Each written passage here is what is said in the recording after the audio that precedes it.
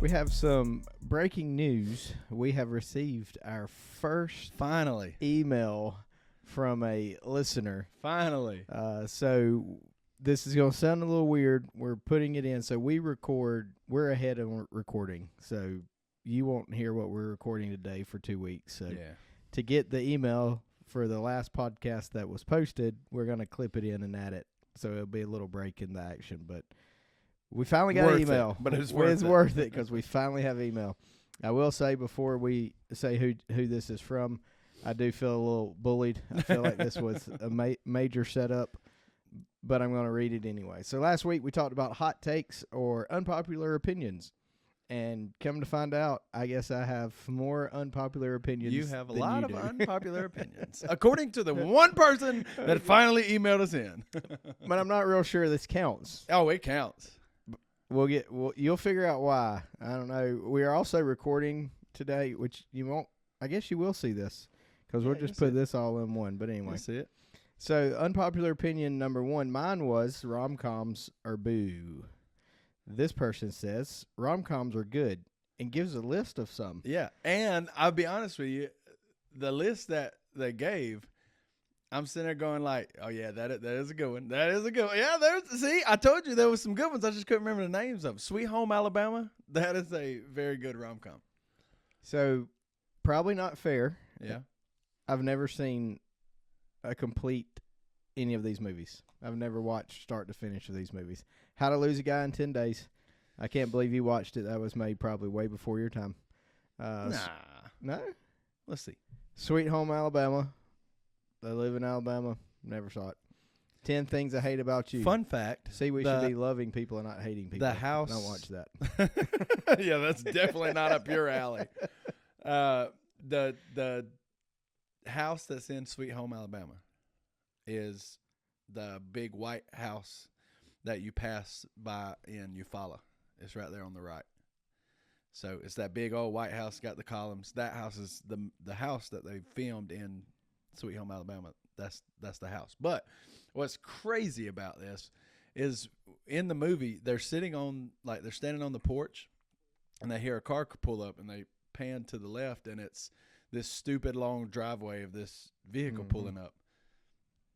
But if you're in Eufaula, it's literally at the road. It's like there is no stupid long driveway. How they do that, it blows my mind. They're so good at movie magic. Yeah, movie magic. All right, so those are some rom-coms. Maybe I should watch those before I really form an opinion, but I just can't get into it. It's going to be the same. You're going to. You're still not going. It's actually 2003.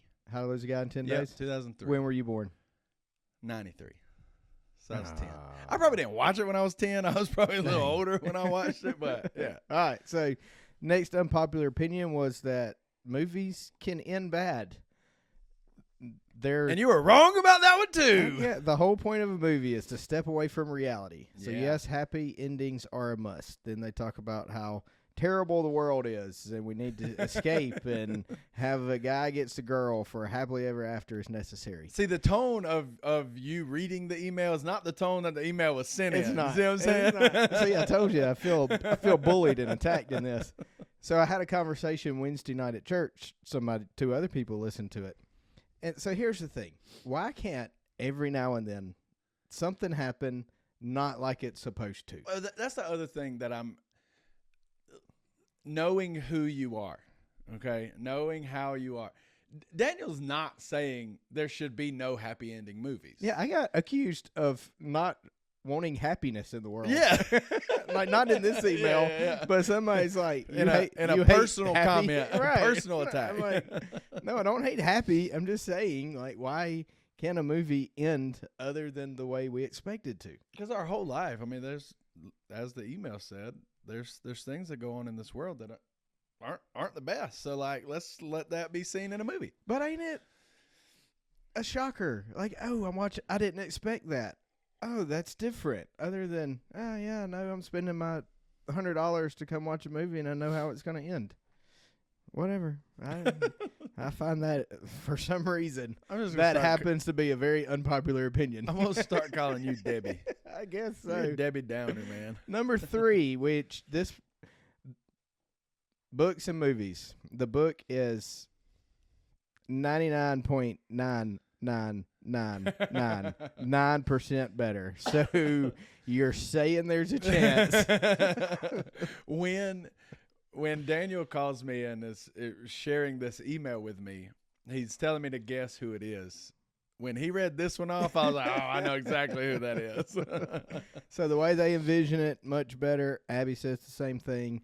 The story, the pictures, whatever they tell in their brain is much better than the movie. So basically what they're saying is they're a lot more creative than we are. I reckon so. But they also, I mean, you can, instead of reading a book for a month, you can watch it and get the gist of it in 2 hours. So. True that. Next unpopular opinion, ketchup. I say ketchup does not belong on the breakfast table. This person, shockingly, you're giving it away, does belong on eggs and hash browns. It also goes in the cabinet, not in the fridge. Heard Cold that. ketchup is gross, especially on hot food. This individual clearly grew up the right way. Yeah, well. So, then the last one. Travel ball is what you make it. We agreed on that one. We agreed on that. I finally got one of the 5. They took my side. Yeah, but also this is the person that I was talking about the whole time when I was giving my 2 cents on agreeing with you actually for the first time. So the email, if you could probably guess, there is some connection to one of us from the person who wrote this email. And obviously the connection is not with me because they disagreed with me. That's not a fair statement because your family disagreed with half of what you said. Let's be honest. They don't count. Apparently she don't either. So thank you to Haley Wilson for sending in the first email. Shout out to my sister. Yeah, Haley so Wilson. I feel bullied. The family Not Wilson. That's what the her. it came. The email. My apologies. The email came from Haley Wilson. I don't know why her name that's still there, but it is. It is. So sorry about that. But that's what the email came through as. Actually, she signed it. Love, Luke's sister. Yes, sir. So that don't count. So thanks for sending it in. If you have other thoughts, comments, we'd love to hear from you. And yes, I told you, if you send something in, we're gonna read it, baby. We're gonna read it, like it or not. So now, if you're listening this podcast, you'll jump into overrated and underrated. Yeah. So enjoy that. See if you agree or disagree. See with if us. you disagree. Let us know and enjoy the podcast. And after you finally see our first email, you can still submit your take on there as well. Like you still can. That's right. Email us in. We still want to know. So we hope you enjoy the episode and let us know how you feel about it. Yeah.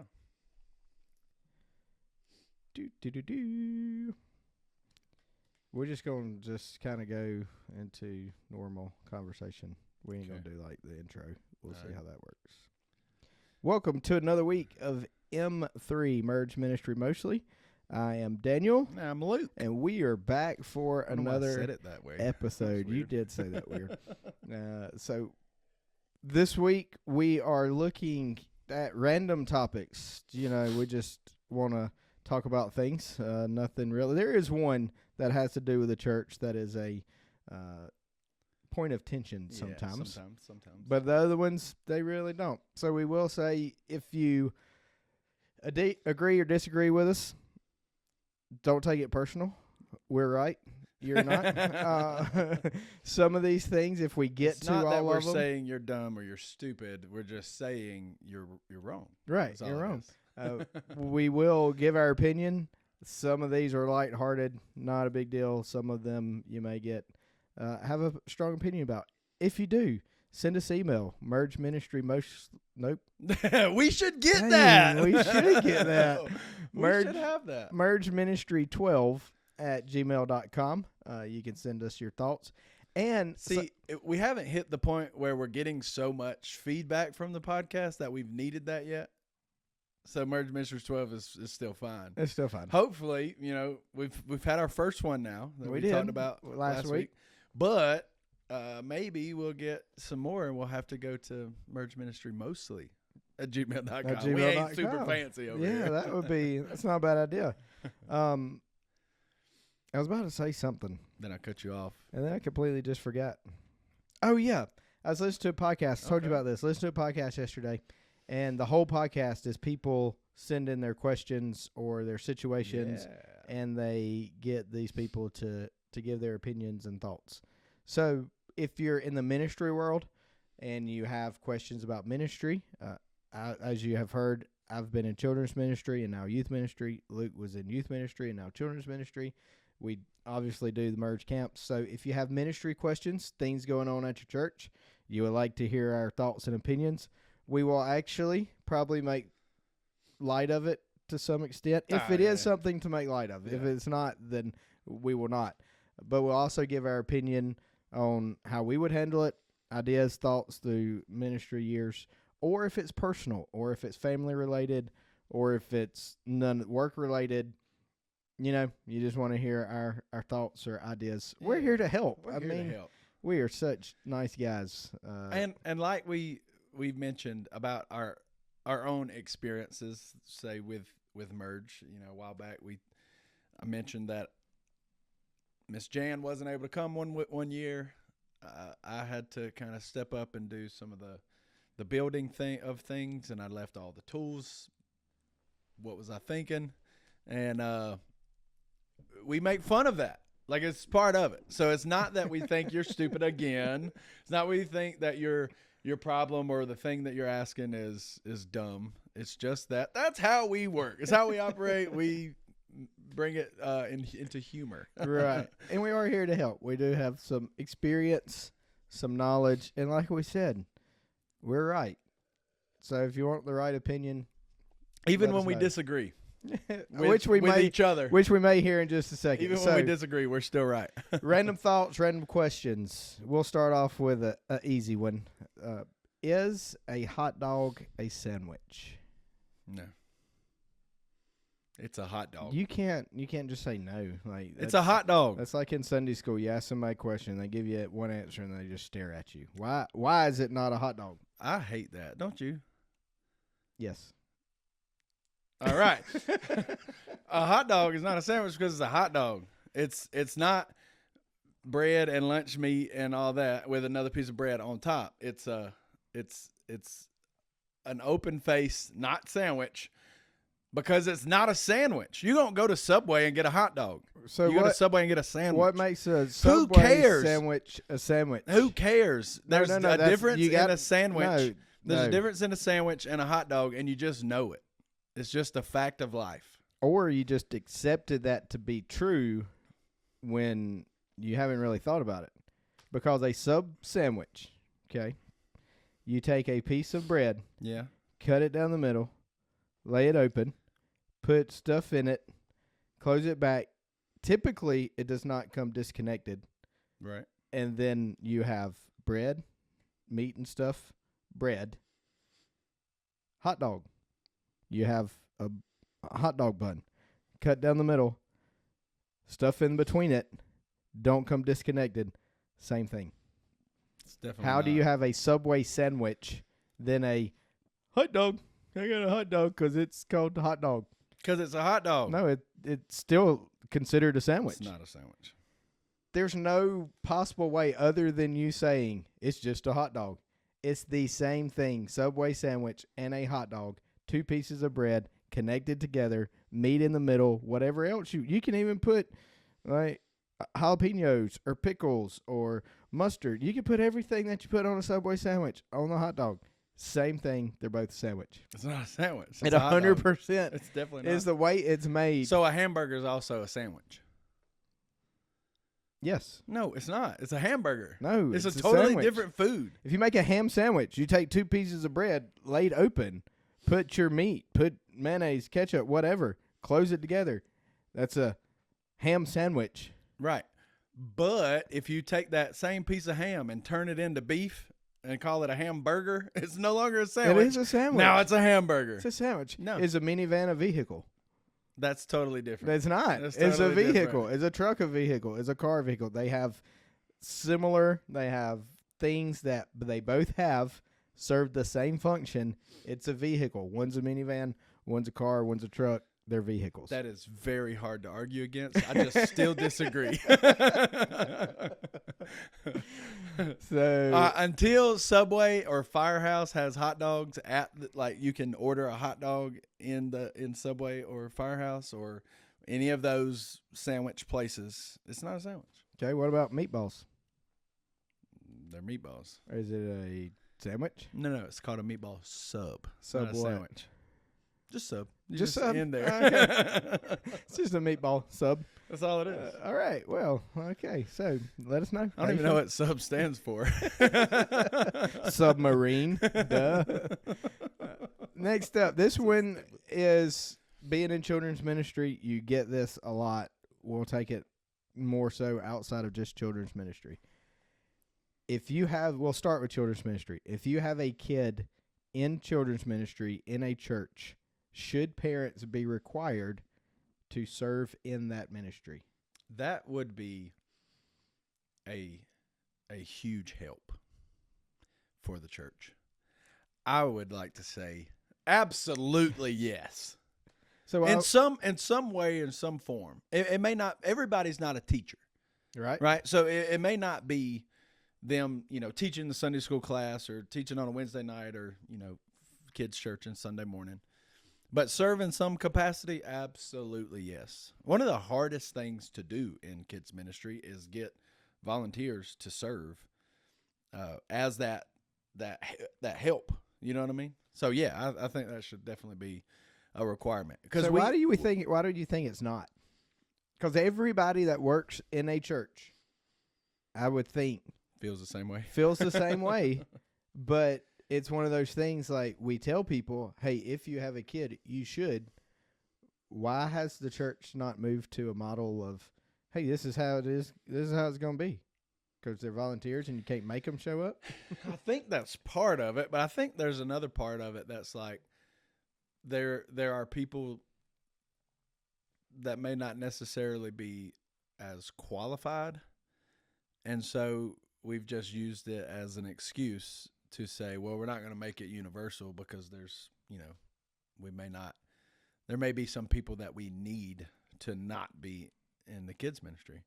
So I think that's why we've not made it a requirement. However, that is a very small statistic. Very small. But even in that, if a parent has some reason, and when I say reason, I mean like legal reason, they can't be with a kid, they still could serve somewhere. Kind of the same thing of, hey, this is our expectation. Yeah. If legally you can't be in here, we can put you somewhere else. I guess I think maybe as the church in a lot of other areas and aspects, it is easy to get volunteers for certain things that you don't have to force it. Right.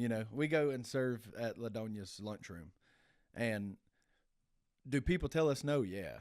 But we ask people, and we get 7 or 8 people almost every time we go. The only time we've only had 3 people was when it snuck up on us, and we forgot to invite people to come serve with us. So I don't think.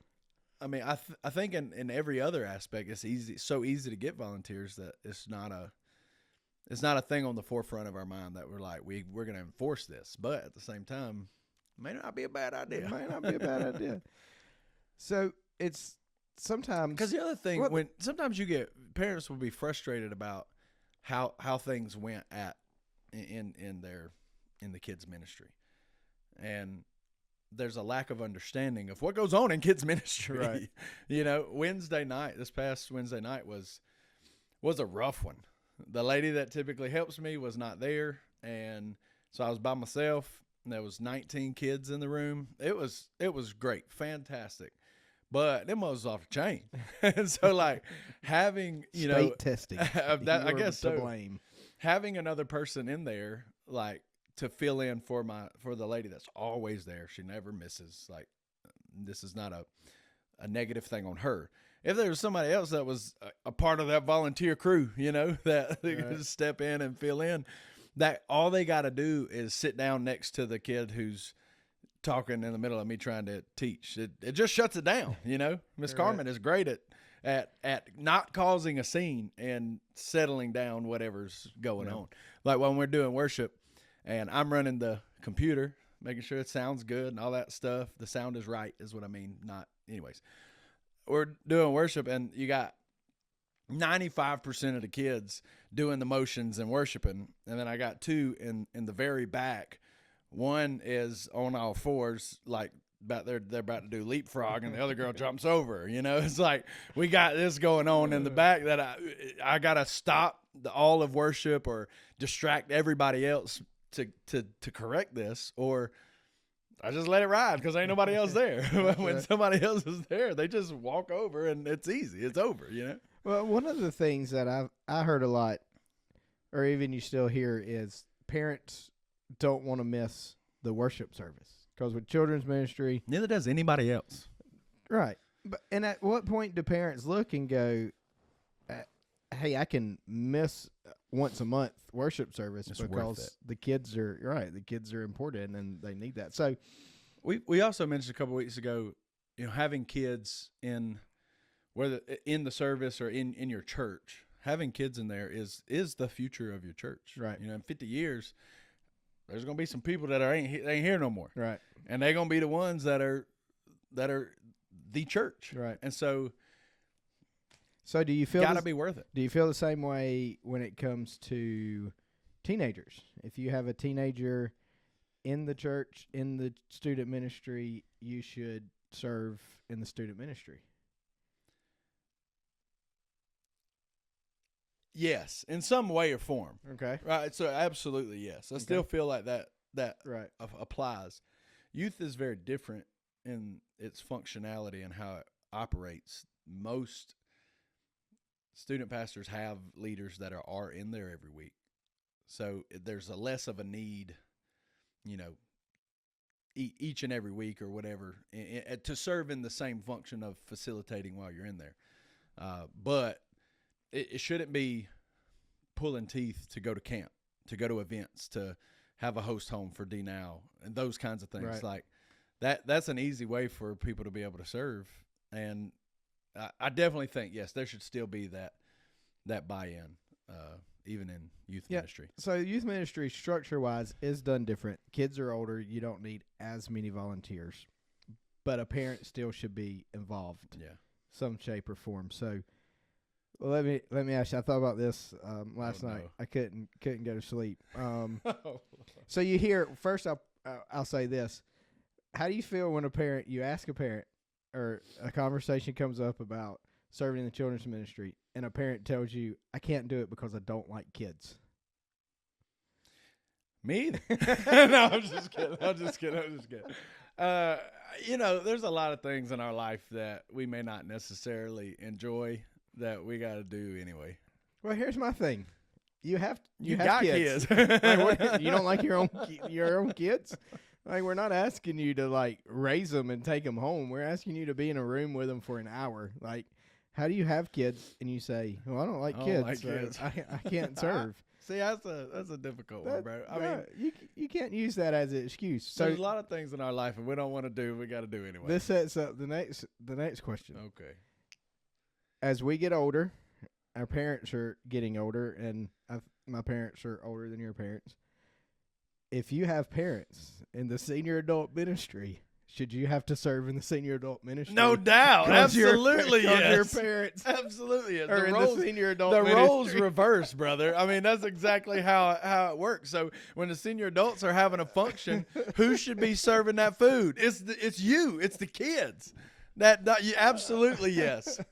So can I say, I don't like senior adults. I'm not yes, serving in the senior adult ministry. You can. It don't mean anything, but you can say it. I mean, if people can say it about kids, why can't I look at the senior adults and say, no, I don't like y'all. I don't like senior adults. Look, one of my favorite groups in the whole church is them senior adults, if I can be honest with you. Them jokers are funny. They are. Well, I was thinking about that. That is hilarious. Where does it end? At what point do you go, well, you got these people in this ministry, so you should be serving in this ministry. But if the only problem with that rationale is, I mean, full offense to senior adults, they got what they doing and they gonna do it their way. So you would just be in the way if you showed up to help. You know what I'm saying? You came to serve. It would be like, we don't need you here. They'd be telling you, I don't like you. Yeah. Don't come here. You're doing that wrong. I don't like you. But if that was the mentality of the church is, hey, we see that, and there are times you need to go to church and be in church. But majority of the church, you should be serving in some capacity. And if we served, especially in the place that we're connected to, like ministry-wise, think how healthy the church really could be. And we wouldn't have to stand up and, hey, we need nursery volunteers, or, hey, this is happening, or whatever that may be.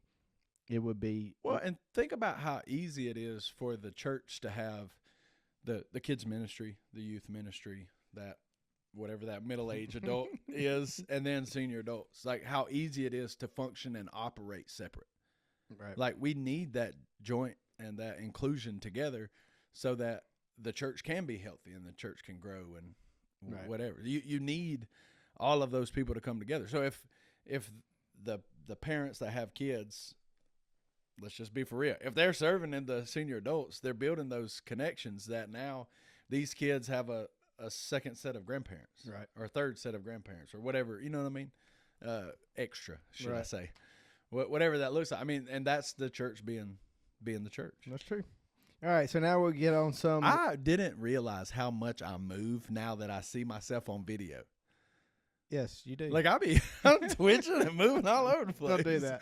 Don't do that. You don't like that? No. If you're listening on the podcast, go watch the video at whatever time this is, and you will never watch another recorded video. Or maybe they'll come back for more. Or they may come back. So we'll get on some lighthearted ones. Do you wash your feet and back? Like when we say the question, like, do you take time to actually wash your feet and your back? All right, so let's be honest. All right, your boy ain't real flexible. There's no shot I can wash my back. It ain't happening. When I wash my hair, the soap runs down my back, and that's my back getting washed.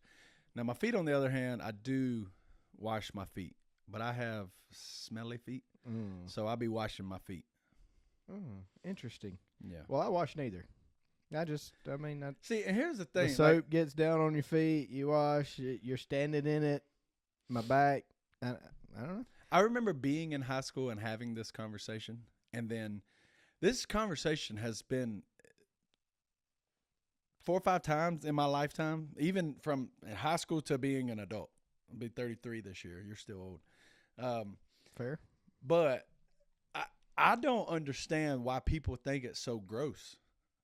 Like, if you don't want to wash your feet, don't wash your feet. You don't want to wash your back, don't wash your back. Like, who cares? If you're a smelly human, I'll be like, hey, man, let's fix this up. Human. Like, let's change this. Like, let's do something different. Right. But, you're not. Yeah. Well, I figure that I run so fast, all the dirt and everything gets on the front of me and not on the back of me. Oh, so that's so easy. Then, I have to wash the back because that man is an athlete. Because I'm surprisingly athletic. Surprisingly athletic. But, yes, I do not wash my feet or my back. I just hold on. And I've made it. And I made it this far. With that, this one gets people too. Do you use a wash rag or you just use your hand? I use a wash rag. Now, I use, I don't know what, like pump soap. Yeah. So if I have a bar of soap, which I will have a bar of soap every now and then, like using a bar of soap without a rag, I could do that. I don't necessarily do that. But I just think using the pump soap and putting it in your hand and then trying to wash without something, like, that's difficult. Okay, but not because it's gross to use your hand. Oh, no. No. Once again, bar soap going straight on your skin. Bar soap, if it's my bar soap, I'm not using somebody else's bar soap straight on my skin. That's a different conversation. That is a different conversation. But if it's my bar soap, yes.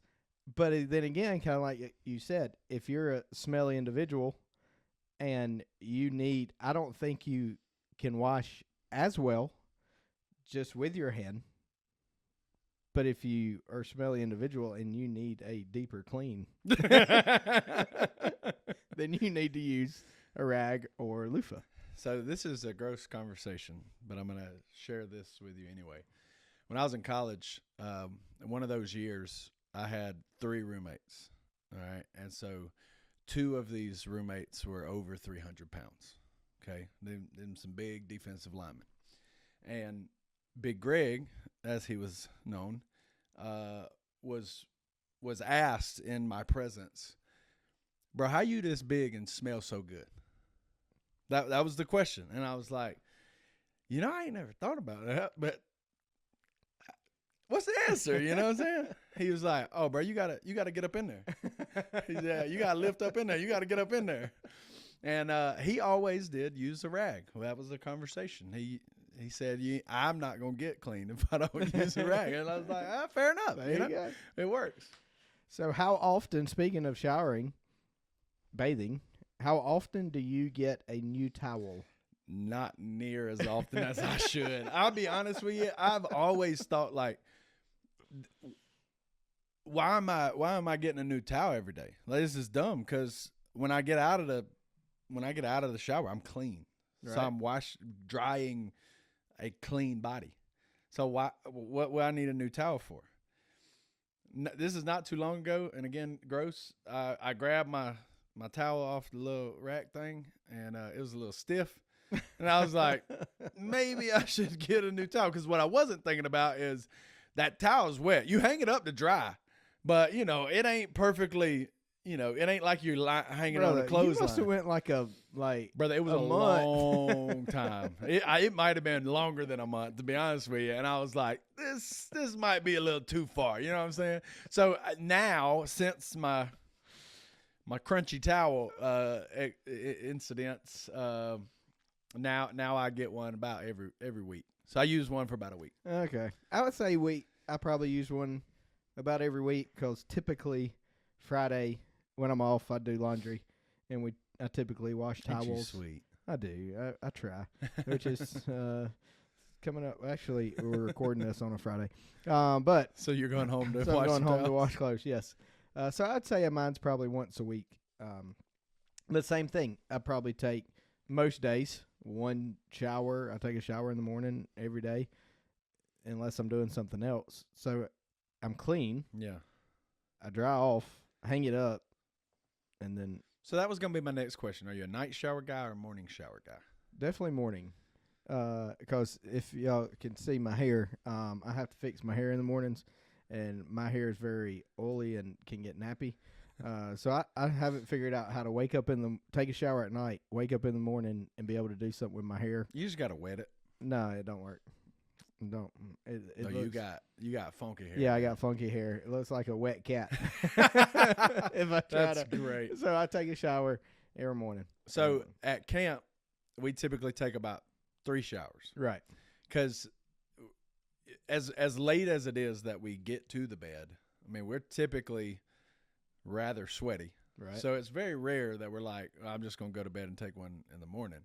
So I take one at night, go to bed, and then I don't take a shower when I wake up. Right. But you be taking 3 showers. I you do. get one in the morning, you get one before service, and then you get one before we go to bed. I do. I do take 3 showers at camp. That is now, I ain't going to lie. This is also kind of gross, but there's been times where I've been so tired it's 3 o'clock in the morning. I was like, I'll just get one in the morning. I'm so sweaty and dirty. It's like, I should have brought an extra pair of sheets. Like, this is gross. I'm going to get back into this nasty bed tomorrow. So speaking of bed, do you make your bed every day? Never. I never make my Never. I never make the bed. Abby will try, which typically she leaves before me.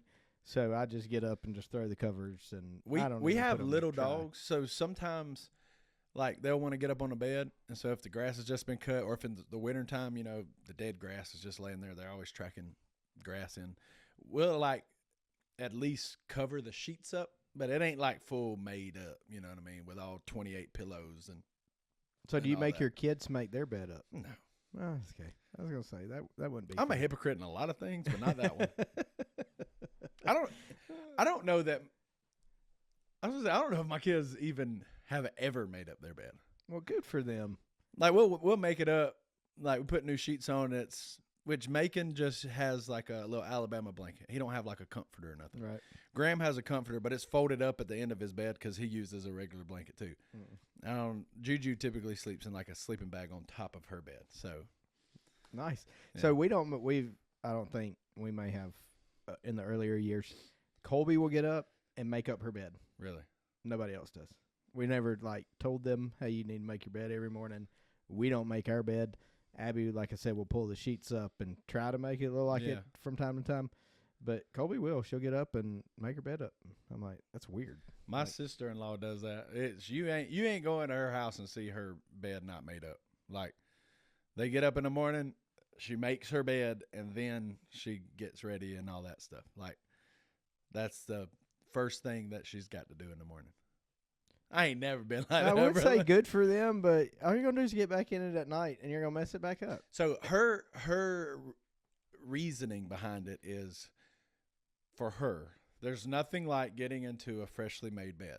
So I do it every morning so that when I get into the bed, it's like it's freshly made and it feels so much better. I don't experience that. I'm going to say it's not like food. Like I could go to sleep right now. Like it don't matter if I wonder what's like I was saying. It's not food like a freshly made meal that's hot and all that. A bed you slept in it every night before then. Putting the covers over it don't freshen it up unless they have some kind of machine and something that steams the sheets. That or something. Wouldn't surprise me. It would not surprise me either. But anyway, she does have a towel warmer, and that does seem like it would be pretty nice. Colby has one of those. Get out of the shower. I might confiscate it because she's getting ready to go to college, and I don't think you can have something like that at college. Nice. So we may end up with a towel warmer. Awesome. What a topic that will cause a stir. Uh-oh. More than a sandwich? Ooh, yes. Is cheerleading a sport? No one that I've ever had this conversation with ever likes my answer, and I just don't care. It's not a sport. It's not a sport. Is golf a My sister was one of those national champions. You see that? Oh, national champions. If you're listening on podcast, he did the little finger thing. The air quotes. Air quotes. Yeah, national champion. We're getting deep.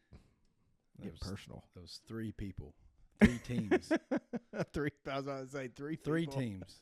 And it's like, if you suck, you come in third. So okay, in that competition, but why is cheerleading not a sport? Does it require athleticism? Yes. Okay. Right? To do the flips. So cheerleaders are athletes. No. There's a difference in being an athlete and being athletic. Please do share. Dang, I don't know how to explain it. Why you do this, Daniel?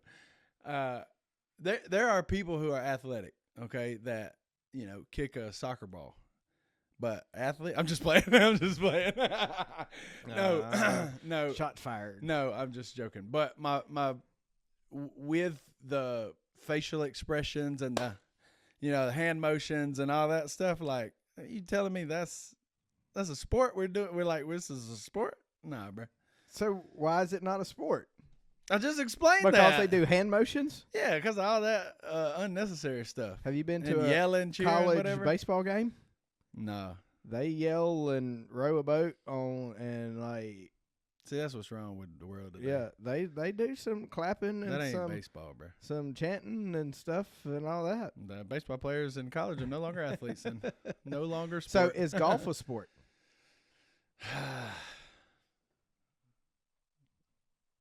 Mind you, your sister who takes your side because she sends in emails has been a fairly good golfer in her life and now coaches golf. Yeah. Is golf a sport? It's very different than cheerleading. Oh, please do tell. You know how difficult golf is. Golf is a sport. Why? Why not? Now I have said. Hold on. Hot dogs are hot dogs. I have said from the beginning what would make the sport of golf so much. All right, let me say this: competitive golf is a sport. If you going out there at Lakewood and you just going to play for fun, nah, bro, that ain't no sport. Your sister was a national champion. Competitive cheerleading is not a sport, but competitive golf is a sport. Yeah, Haley won 3 SEC championships at Auburn. Is horse riding a sport?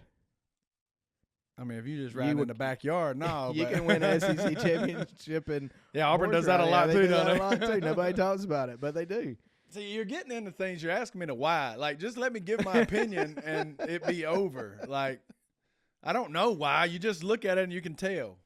Cheerleading ain't a sport. Is running track a sport? Like just sprinting. Just that's the only thing you do. That's a sport. Yeah. Because you can run.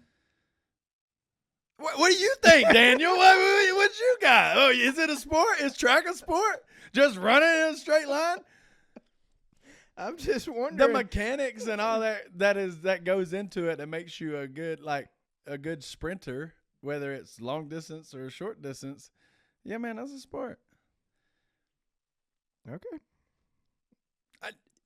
Is cheerleading a sport? See, the more No. Answer yes or no. No, we ain't getting into it. Nah, yes or no. Is cheerleading a sport? No. All right, thank you. It's not. All right, now you tell me why. Stupid. It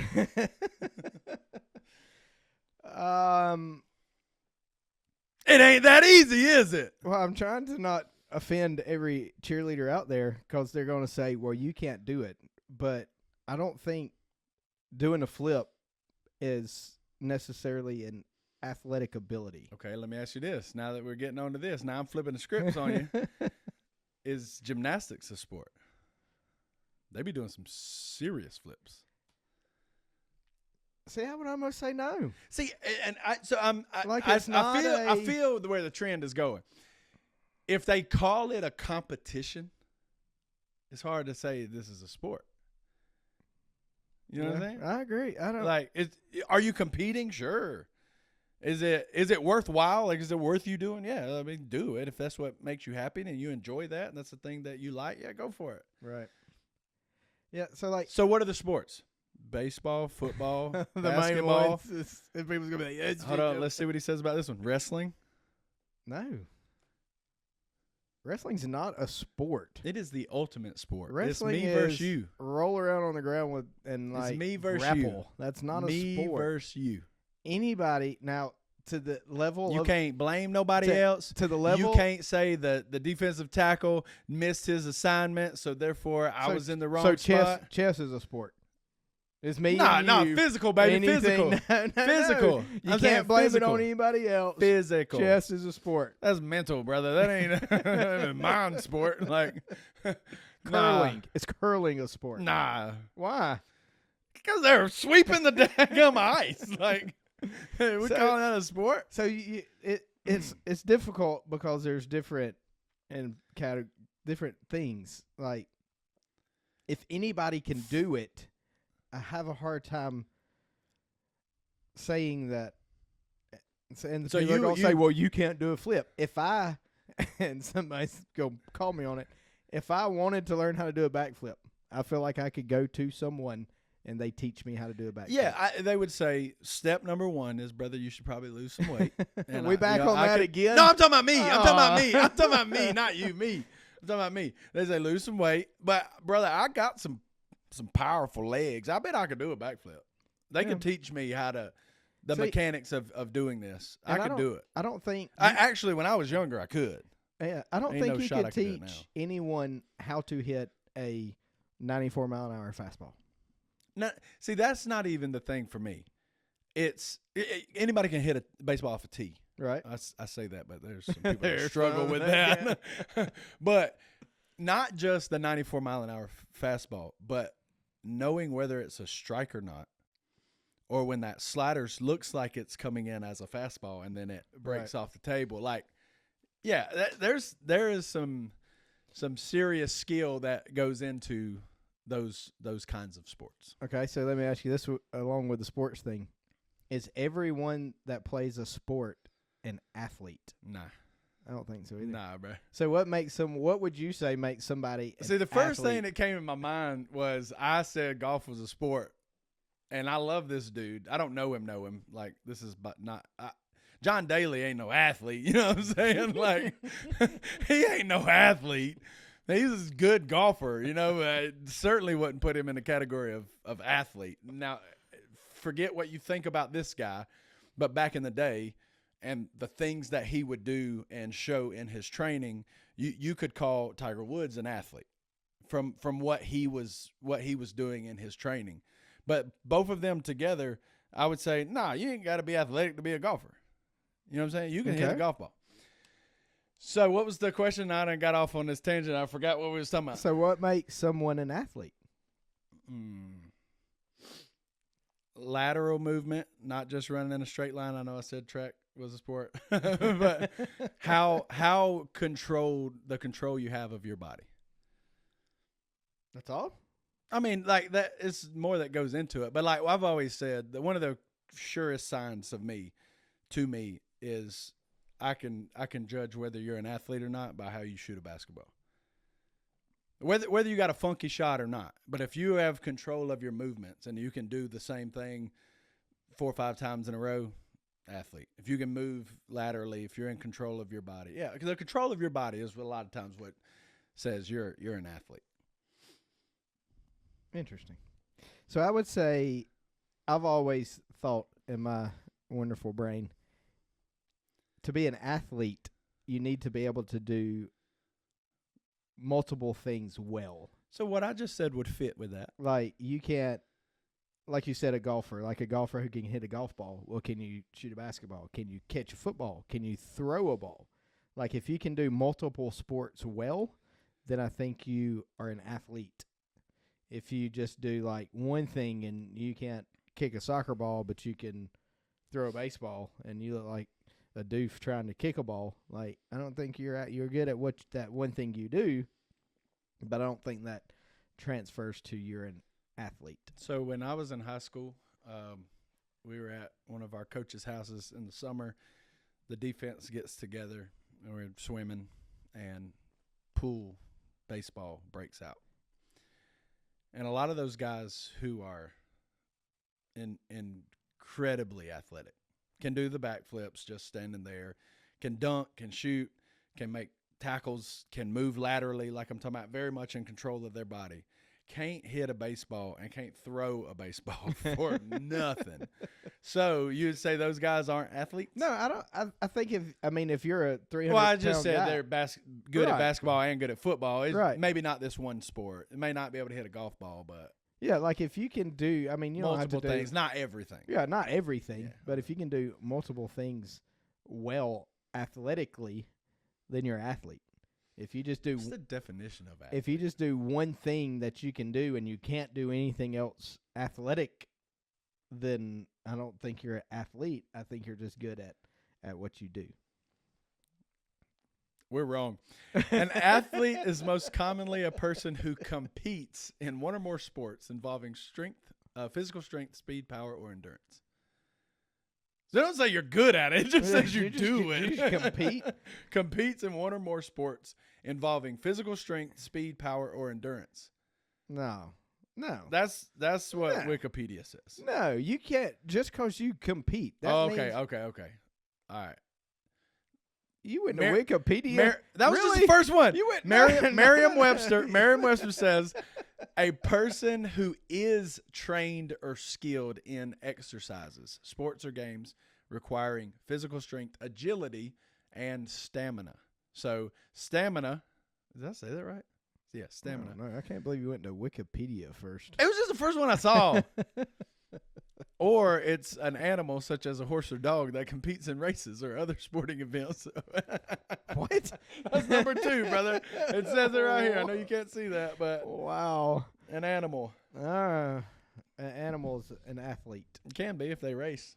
Dang. No. I want to see him shoot a ball. Air Bud did. I want to see him shoot a ball and throw a ball. Air Bud did. Air Bud did. All right. So there you go. There's some questions, some things. Like we said, if you disagree with those, it's perfectly fine for you to be wrong. One of my sisters definitely disagreed with me on this, and the other one agrees with me on this as well.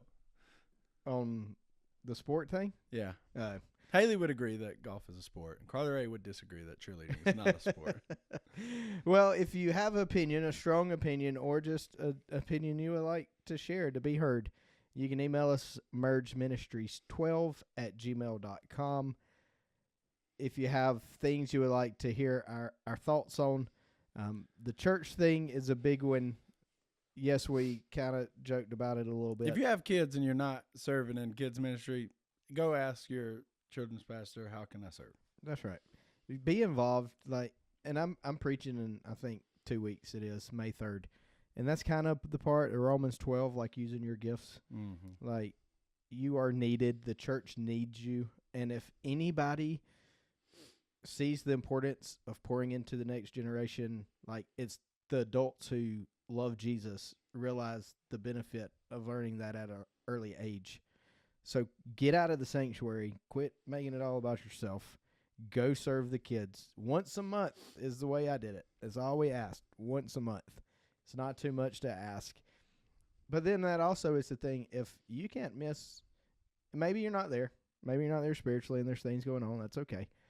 But as a healthy Christian, if you can't miss one Sunday morning service to go serve in the children's ministry, there's something wrong with it. I agree. And I know this is not, we're trying to wrap it up, and I'm bringing more to this, but if your relationship with Jesus hinges on being in service on Sunday morning, I'm not going to look at you, I'm going to look at the camera.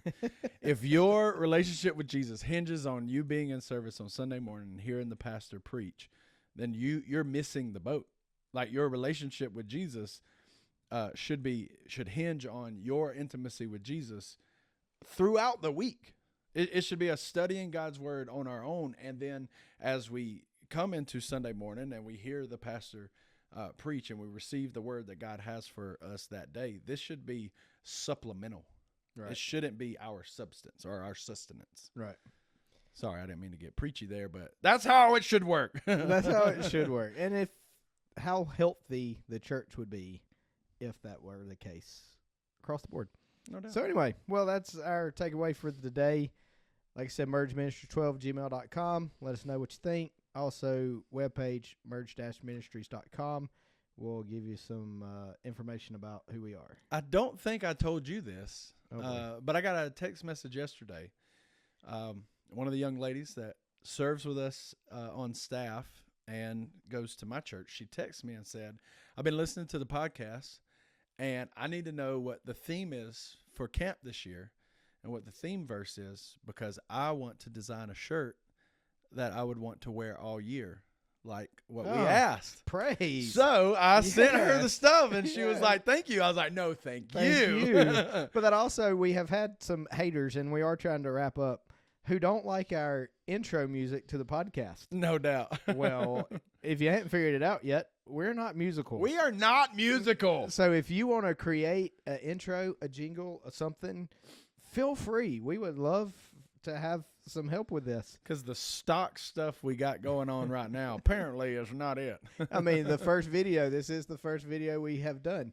If you look at the video, it's like, what are the flowers and the pictures in the back? We're working on it. We're working on it, man. We're getting there, but this is all a process. Shout out to the Way Church for letting us use their this old Sunday school room as a podcast studio for us and for my dad. That is true. So thank you, The Way, for that.